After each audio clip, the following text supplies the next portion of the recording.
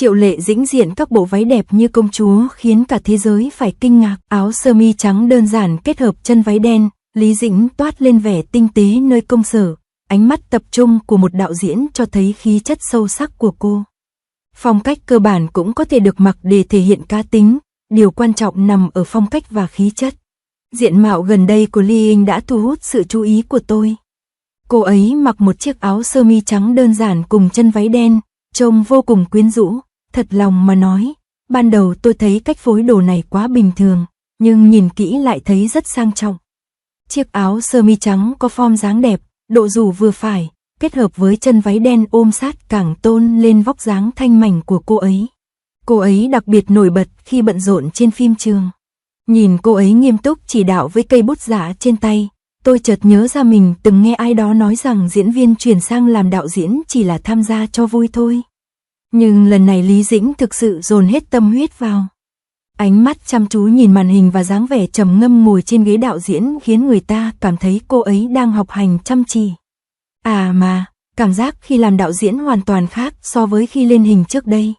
Phong cách này thật sự rất tuyệt vời, mặc dù đây là phong cách công sở cơ bản nhất, nhưng cô ấy lại diện nó theo một cách khác. Đặc biệt là đôi mắt, không biết có phải vì là đạo diễn nên trông nó sâu hơn trước không? Đen trắng là một sự kết hợp vương giả, có thể phối với bất cứ thứ gì, nhưng điều quan trọng là xem ai mặc nó.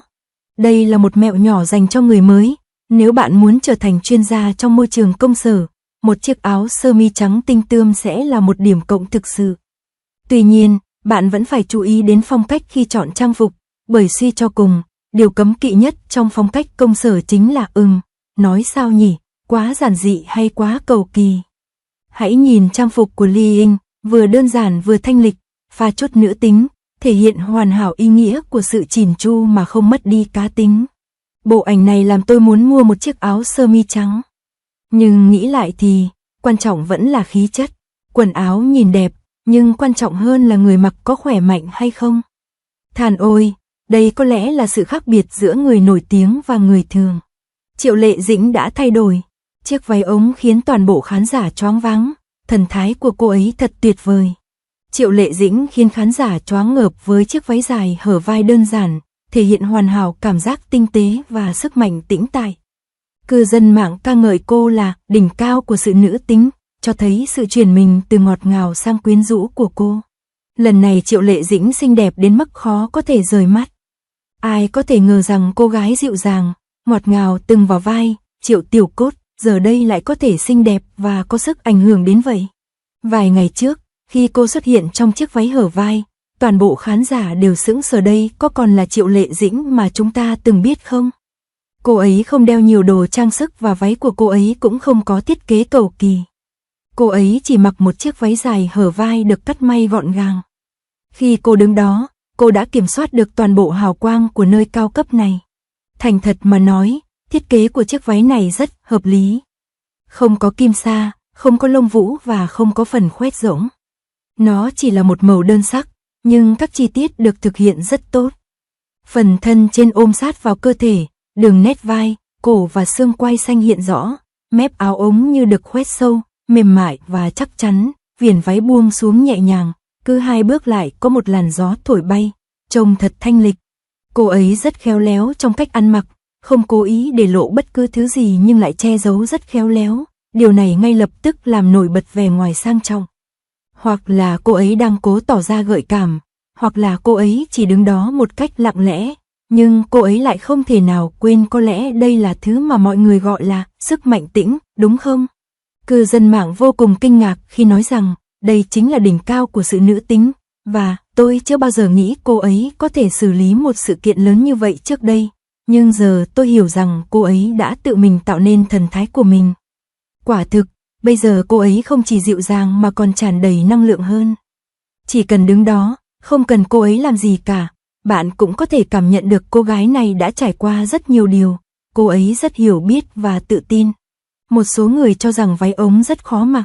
Đối với những người bình thường, họ sẽ làm cho vai của họ trông rộng hoặc đầu của họ trông to, hoặc phần thân trên của họ trông rộng thùng thình. Nhưng Triệu Lệ Dĩnh lại không hề có những vấn đề này, tại sao? Cô ấy không chỉ có tỷ lệ cơ thể đẹp mà điều quan trọng là cô ấy phải đứng thẳng.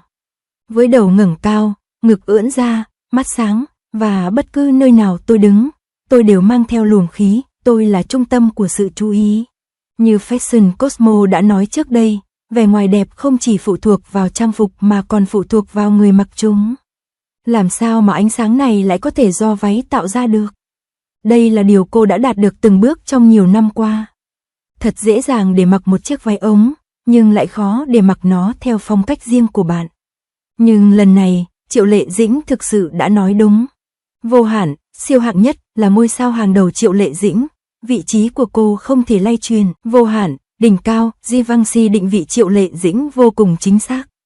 Cô không còn là một diễn viên vô danh, mà là một nữ diễn viên hàng đầu với những ngôi sao sáng chói. Vị thế của cô không thể lay truyền. Bộ ảnh Triệu Lệ Dĩnh diện đồ Givenchy này được chụp rất đẹp và trông rất điển trai. Mái tóc ngắn gọn gàng và bộ vest đen thẳng. Không trang điểm quá cầu kỳ, đơn giản nhưng toát lên thần thái mạnh mẽ, khó có thể làm ngơ trước vẻ đẹp của cô. Sự chứng thực của chị Triệu khá ấn tượng. Chị ấy là một trong số ít người ở Trung Quốc có thể chứng thực đầy đủ các loại sản phẩm. À mà, đã có ai mua chưa?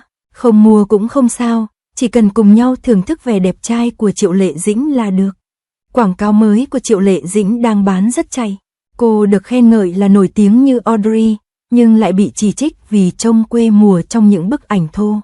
Việc Triệu Lệ Dĩnh quảng cáo trang sức cao cấp đã gây ra nhiều tranh cãi gay gắt. Những bức ảnh được chỉnh sửa khiến khán giả kinh ngạc, nhưng những bức ảnh thô lại phơi bày cuộc tranh cãi về sự mộc mạc. Doanh số tăng vọt khi người hâm mộ nhiệt tình quảng bá sản phẩm và thương hiệu đã tận dụng cơ hội để quay trở lại. Nhưng lịch sử xúc phạm Trung Quốc của thương hiệu và những thiếu sót về tính cách đã khiến sự hợp tác này đầy mâu thuẫn. Đây là một cuộc phản công hay một cuộc phiêu lưu? Sự nổi tiếng và tranh cãi trên toàn quốc cùng tồn tại, và trò chơi thực sự trong ngành giải trí đang diễn ra. Triệu Lệ Dĩnh, cái tên này gần đây đang gây xôn xao trong giới thời trang. Một thương hiệu trang sức cao cấp thực sự đã mời cô ấy làm người phát ngôn. Một số người nói rằng điều đó giống như một cô ở làng bỗng chốc biến thành một quý cô Paris, và bạn không thể nhận ra cô ấy nếu không chuẩn bị tinh thần. Ngay khi quảng cáo được phát hành, khuôn mặt được chỉnh sửa cẩn thận như búp bê sứ của cô đã xuất hiện khắp mọi nơi trên WeChat Moment, Weibo và các video ngắn. Hãy cho tôi biết cô ấy có tuyệt vời hay không. Khi cô ấy đeo trang sức và tạo phong cách tối giản đen trắng, ngay cả các thương hiệu cũng nói rằng cô ấy cùng đẳng cấp với Audrey Hepburn. Bạn không sợ lưỡi mình bị cắn khi nói câu này sao? Nhưng đừng vội vỗ tay. Khi sự chú ý lên đến đỉnh điểm, ngay khi những bức ảnh thô và video trực tiếp được tung ra, từ thực tế ngay lập tức được gắn liền với chủ đề này. Khi nhiều người nhìn thấy, họ ngay lập tức nghĩ rằng đây thực sự không phải là vấn đề có thể giải quyết bằng bộ lọc chỉnh sửa ảnh. Cử động của cô ấy vụng về và biểu cảm thì uể oải. Cô được cho là một nữ thần cao cấp, nhưng chỉ trong chớp mắt cô đã trở thành cô gái nhà bên.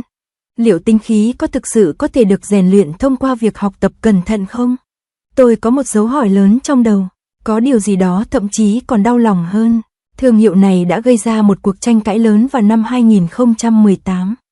Nó đã bị toàn bộ Internet tẩy chay vì xúc phạm Trung Quốc và người phát ngôn ban đầu đã chấm dứt hợp đồng và rời đi. Wow, giờ Triệu Lệ Dĩnh đã lên sân khấu. Một số cư dân mạng gọi cô là vua săn hàng giảm giá. Thành thật mà nói, sự chứng thực này là một cơ hội hay một vấn đề nan giải. Một số người cho rằng cô đã lợi dụng tình hình, trong khi những người khác lại cảm thấy tiếc cho cô. Nguồn lực trong ngành giải trí được phân chia rất chặt chẽ và cô hiếm khi có được cơ hội của mình. Người hâm mộ có sức mạnh như thế nào? Ngay sau khi thông tin xác nhận được công bố, đồ trang sức đã bán hết. Thương hiệu vui mừng đến nỗi không thể ngừng mỉm cười, và doanh số bán hàng tăng vọt.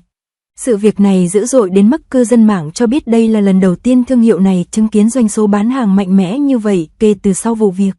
Hãy nghĩ kỹ xem, là năng lực của Triệu Lệ Dĩnh mạnh hơn hay là tốc độ tay của người hâm mộ cô ấy nhanh hơn?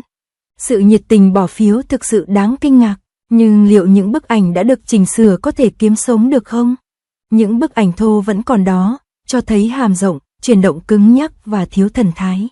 Giống như khi chúng ta mua một quả dưa hấu, vỏ trông có vẻ ngon, nhưng chúng ta phải cắt nó ra để xem bên trong có cát không và nếm thử.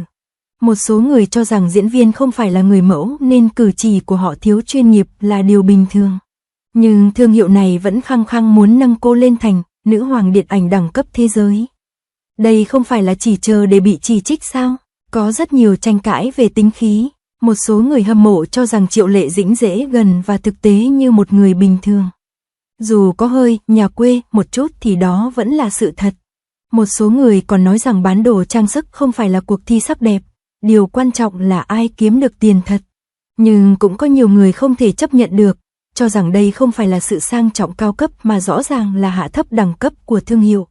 Ở trạng thái này, tôi có cần phải trau dồi kỹ năng của mình thêm không?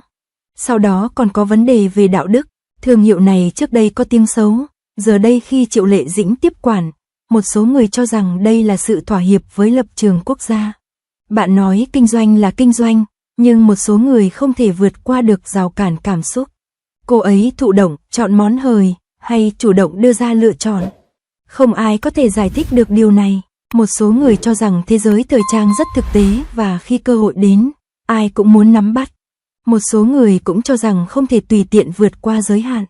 Làm sao mọi việc có thể diễn ra suôn sẻ? Triệu Lệ Dĩnh đã đi một chặng đường dài. Cô sinh ra ở vùng nông thôn và phải mất rất nhiều năm mới trở thành ngôi sao hàng đầu. Nguồn tài nguyên thời trang chưa bao giờ đạt đến mức tốt nhất, nhưng lần này khoảng trống đã được lấp đầy. Nhưng đúng lúc mọi người nghĩ rằng cô ấy sắp trở lại, những bình luận tiêu cực lại đổ xuống như mưa. Bạn nói rằng, trên thế giới này, đúng là người ta sợ nổi tiếng cũng như lợn sợ béo. Nhiều cư dân mạng còn phàn nàn rằng Triệu Lệ Dĩnh ngày càng già đi và gương mặt cô trông hốc hác hơn. Hào quang trước đây đã biến mất, và bây giờ nó trở nên ổn định hơn. Một số người cho rằng đây là sự trưởng thành, trong khi những người khác cứ nhắc đi nhắc lại và nói rằng tình trạng của cô ấy đã suy giảm. Giống như con gà mái đẻ trứng ở nhà vậy, nếu đẻ quá nhiều trứng, nó cần phải nghỉ ngơi. Đối với con người cũng vậy, thời gian không phải là trò đùa, nhưng những gì người hâm mộ nói là không sai. Triệu Lệ Dĩnh rất được lòng mọi người và có khả năng bán sản phẩm rất tốt.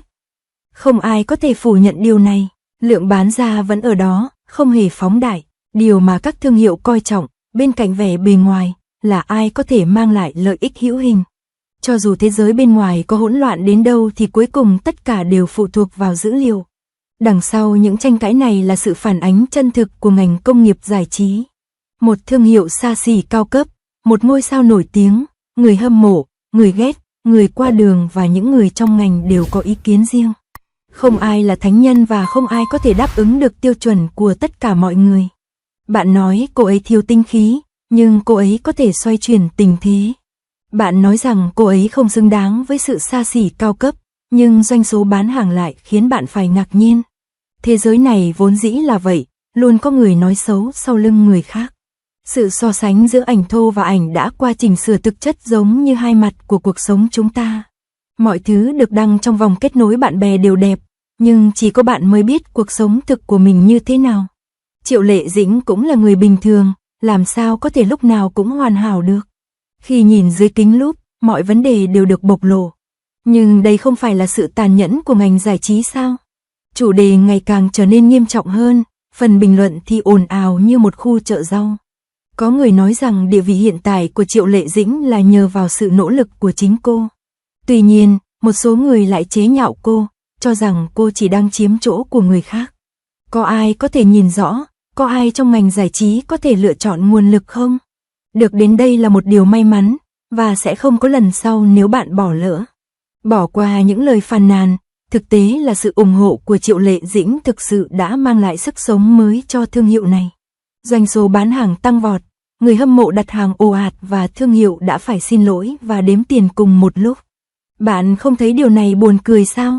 Thế giới này vốn như vậy, đầy rẫy sự thật và dối trá, thực tế và ảo tưởng. Không ai có thể biết được liệu thương hiệu tạo nên ngôi sao hay ngôi sao cứu lấy thương hiệu. Một số người chú ý đến ngoại hình và tuổi tác của bà, cho rằng vẻ đẹp đang phai nhạt dần theo thời gian.